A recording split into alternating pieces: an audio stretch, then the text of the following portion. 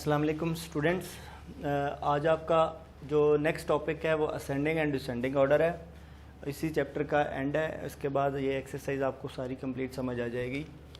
Ascend का जो meaning है, यहाँ पर मैंने डिक्शनरी मीनिंग लिखना है। असेंड का जो मीनिंग है वो होता है चढ़ना, मतलब ऊपर चढ़ना, या हम कैसे भी लिखते हैं।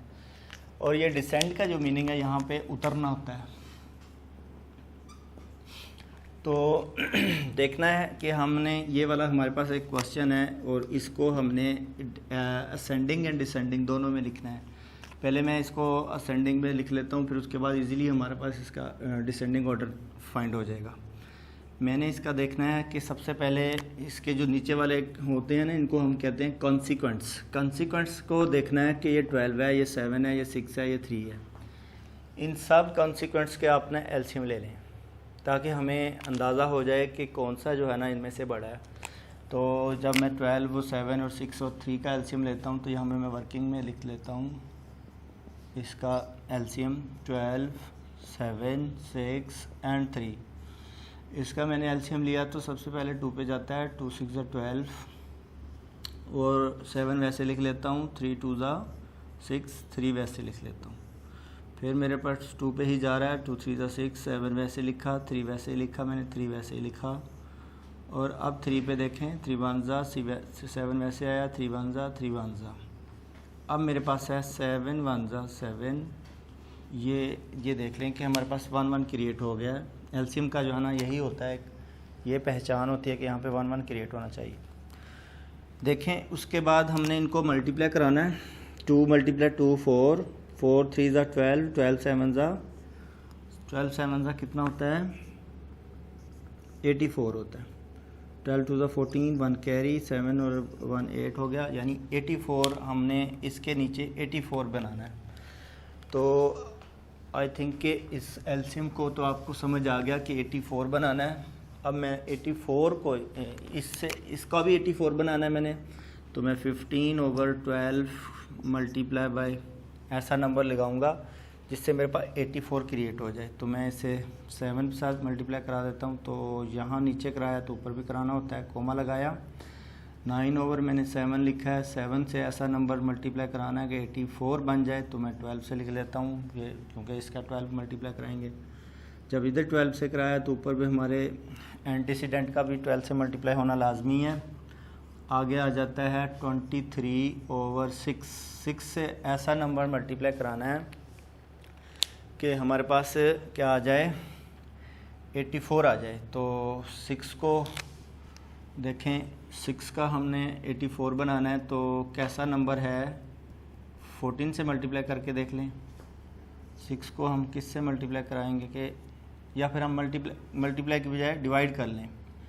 84 को हम 6 पे डिवाइड करके देख लेते हैं। 6 1 6, 2 4 नीचे उतारा, 6 4 24, यानी 14 से ही मल्टीप्लाई होगा। 14 6 कितना बनता है? 84। फिर मैंने 14 से मल्टीप्लाई यहाँ करवाया तो ऊपर भी 14 से मल्टीप्लाई कराना होगा। सेम ऐसे ही हमारे पास एक नेक्स्ट डिजिट है हमारे पास, वो है -10/3। कोमा लगाया मैंने, -10 लिखा ओवर 3 से ऐसा नंबर मल्टीप्लाई कराएं कि 84 बन जाए। तो पहले 84 को आप 3 से डिवाइड करके देख लें। 3 2 6 बन जाता है। तो ये हमारे पास 3 8 क्या बनता है? 23, यानी 28। मैं 28 यहाँ मल्टीप्लाई करा देता हूँ, 28 को ही यहाँ मल्टीप्लाई करा देता हूँ। अब देखें, 15 5 क्या बनता है? 7 5 35। 7 5 क्या होता है? 35, 3 कैरी, 7 1 7 एंड 1 10। नीचे बन गया हमारा 84। और यहाँ 9 2 18। तो 9 1 9 एंड 1 कैरी जो लिया था 10 बन गया, 108/84। फिर कोमा लगाते हैं। 23 को 14 से मल्टीप्लाई करा लें। 23 को 14 से मल्टीप्लाई कराता हूँ। 4 3 12, 1 कैरी, 4 2 8 और 1 9। फिर 1 3 3 एंड 2 1 2, ये मैंने लिखा 2, यहाँ पर आ गया मेरा 12 और यहाँ पर मेरा 3 आ जाता है, यानी 322 डिवाइडेड बाय 84, कोमा लगाता हूँ। यहाँ पे मैंने इस ज़ीरो को इससे मल्टीप्लाई कराना है तो 280 बन जाएगा, लेकिन ये माइनस साथ ही रहेगा। मैंने यहाँ लिख दिया 84। अब देखते हैं कि सबके नीचे 84 आ गया है। अब 84 को आप भले इग्नोर कर दें, आप देखते हैं इनमें से कि 105, 108, 322, 3 माइनस, ये जो माइनस वाला है ये तो सबसे ही छोटा होता है, क्योंकि जब हम किसी नंबर के साथ माइनस लगा देते हैं वो नंबर सबसे छोटा हो जाता है, चाहे भले कितना बड़े से बड़ा हो। तो हमने बिकॉज असेंड कर रहे हैं, चढ़ रहे हैं, तो चढ़ना क्या होता है, सबसे पहले हम छोटी सीढ़ी पे पाँव रखते हैं तब चढ़ते हैं। तो सबसे छोटा नंबर हमें पहले लिखना है। तो सबसे जो छोटा नंबर है वो बिकॉज माइनस के होने की वजह से वो सबसे छोटा हो जाता है, ये माइनस का नंबर है। और यहाँ से हमें अंदाज़ा हो गया कि ये नंबर सबसे पहले लिखा जाएगा बिकॉज डिसेंडिंग ऑर्डर है, ये हमारा असेंडिंग ऑर्डर है। A.A लिख दें, A.O लिख दें, A.O ascending order. Ascending order में सबसे छोटा मैंने पहले लिखना है, तो छोटा मेरे पास आ रहा है -10 ओवर क्या है 3 है, कोमा लगाया। फिर उसके बाद मेरा जो नेक्स्ट छोटा नंबर है, इनमें देखें 1, 2, 3 में, तो सबसे जो छोटा नंबर है वो ये है 105, और 105 15 ओवर 12 से क्रिएट हुआ है, तो मैं 15 ओवर 12 लिख देता हूँ। अब मेरे पास नेक्स्ट जो नंबर है वो इससे जो बड़ा है वो 108 है। 108 9 ओवर 7 से क्रिएट हुआ था, मैं 9 ओवर 7 लिख देता हूँ। फिर मेरा नेक्स्ट नंबर ये सबसे लास्ट है जो कि सबसे बड़ा नंबर है, तो इसको देखते हैं ये कहाँ से क्रिएट हुआ था। ये 23 ओवर 6 से क्रिएट हुआ था, 23 ओवर 6 मैंने यहाँ लिख दिया। तो ये मेरा आंसर आ गया, जिसको हम बोलते हैं कि ये असेंडिंग ऑर्डर है। इसी का डिसेंडिंग लिखना है तो इसी को हम रिवर्स कर देते हैं। तो मैं जब इसका रिवर्स प्रोसेस कराता हूँ तो ये मैं लिखता हूँ D.O। क्या लिखूँगा, सबसे पहले 23 ओवर ये 6 लिख देता हूँ, कोमा लगा के, फिर ये लिख देता हूँ, फिर मैं ये लिख देता हूँ 15 ओवर 12, फिर उसके बाद मेरा आ गया -10 ओवर 3। ये मेरा दूसरा आंसर है जिसको हम डिसेंडिंग ऑर्डर कहते हैं। सेम ऐसे ही हमारे पास एक और एग्जांपल है, इसको भी हम ऐसे ही सॉल्व करके देखते हैं क्या ये कैसे होती है, देखते हैं।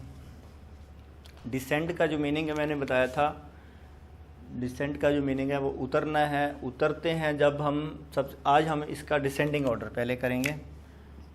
डिसेंडिंग ऑर्डर, इस क्वेश्चन में मैं डिसेंडिंग ऑर्डर पहले करता हूँ। डिसेंड का मतलब मैंने जो डिक्शनरी मीनिंग है ना, तो इसका मतलब उतरना होता है, और हम इस डिक्शनरी मीनिंग पे ही हम इसको मैथ को लेके चलते हैं।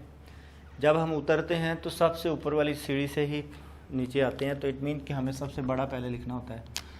और अब बड़ा फाइंड करने के लिए हम इनका कंपैरिजन करते हैं। हमें देखना यह है कि इनमें से कौन सा बड़ा है, हमें नहीं अंदाज़ा होता जब तक हम इसका एलसीएम लेके नहीं देख लेते।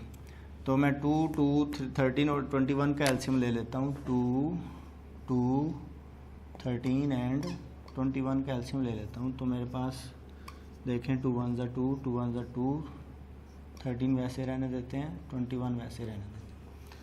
यहाँ पर मैं 3 पे फिर करके देखता हूँ, 1 वैसे ही, 1 13 वैसे ही आ गया। यहाँ पे 3 7 ज़ा 21, 7 पे 1 1 13 और यहाँ पे आ गया 1। अब मेरे पास 13 पे जा रहा है 1 1 1 1। देखें 3 2 ज़ा 6, 6 7 ज़ा 42, 42 को 13 से मल्टीप्लाई करा दें, 42 मल्टीप्लाई बाय 13, 3 2 ज़ा 6, 3 4 ज़ा 12, 12 का मैंने 12 ही लिख देना है। यहाँ पे 42, तो 6 लिख दिया मैंने, 4 लिख दिया, यहाँ पे मेरे पास 5 आ गया। 546 मेरे पास क्या आ रहा है, एलसीएम आ रहा है। इट मीन्स कि मुझे 546 बनाना है हर नंबर से। तो इन दोनों इन तीनों को जब हम मल्टीप्लाई कराते हैं तो देखें 3 7 ज़ा 21, 21 13 ज़ा 13, 21 ज़ा 13 1 ज़ा 13, 13 का 3 आ जाएगा, 1 कैरी, 13 2 ज़ा 26 और 27। यानी मैंने इसको, ये जो मेरे पास 9/2 लिखा हुआ है, इसको मुझे मल्टीप्लाई कराना है 273 के साथ। तो यहाँ पर भी मुझे 273 से मल्टीप्लाई कराना होगा।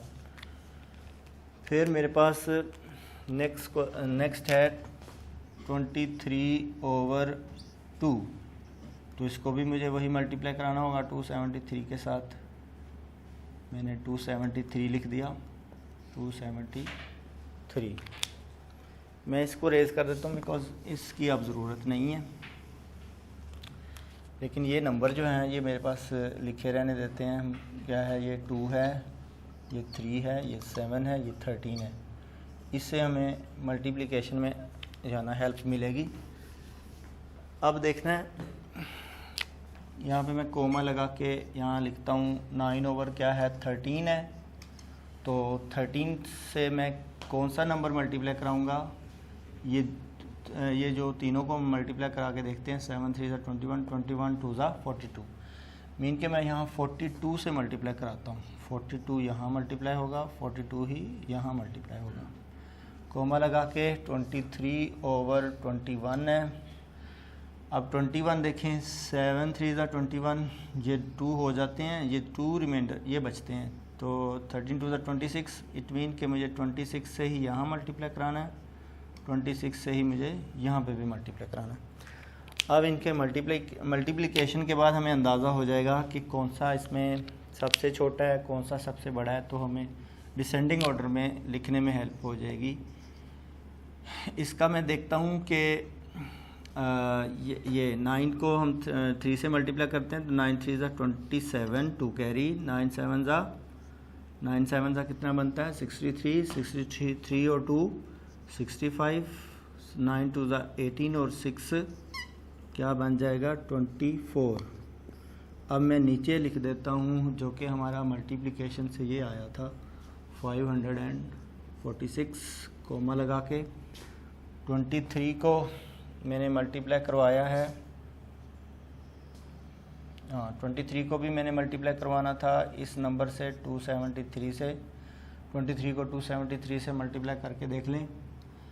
23 और 273 से मल्टीप्लाई किया 23 को, 3 3 ज़ा 9, 3 7 ज़ा 21 और 2 कैरी, 3 2 ज़ा 6 एंड 8 आ गया।